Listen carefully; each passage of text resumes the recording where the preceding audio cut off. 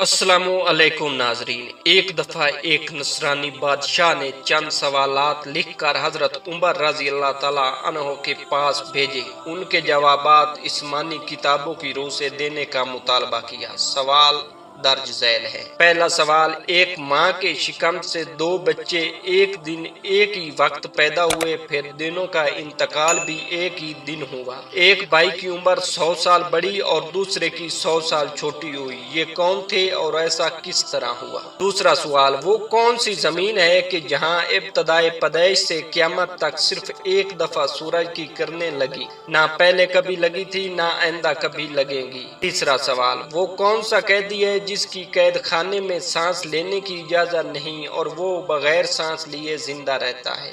चौथा सवाल, वो कौन सी कब्र है जिसका मुर्दा भी जिंदा और कब्र भी जिंदा और कब्र अपने मदफून को सैर कराती फिरती थी, फिर वो मुर्दा कब्र से बाहर निकल कर कुछ अरसा जिंदा रहकर वफात पाया? हजरत उमर रजी अल्लाह ताला अन्हो ने हजरत अब्दुल्ला बिन अब्बास रजी अल्लाह ताला अन्हो को बुलाया और फरमाया कि इन सवालात के जवाबात लिख दें। हजरत अब्दुल्ला रजी अल्लाह ताला अन्हो ने कलम बर्दाश्ता जवाब तहरीर फरमाए।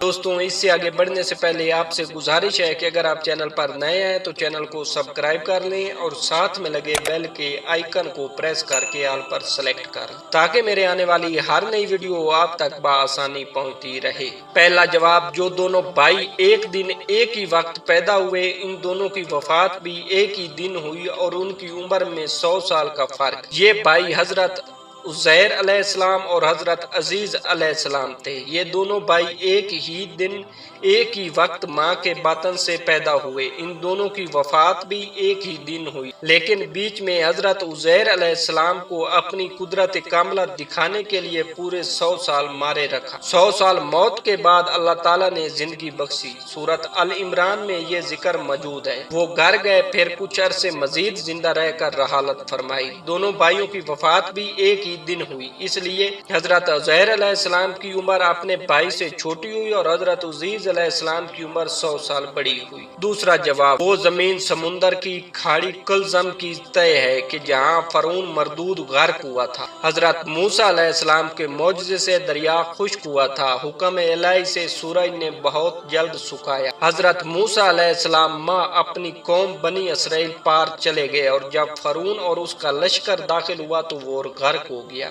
इस जमीन पर सूरज एक दफा लगा, फिर क़यामत तक भी नहीं लगेगा।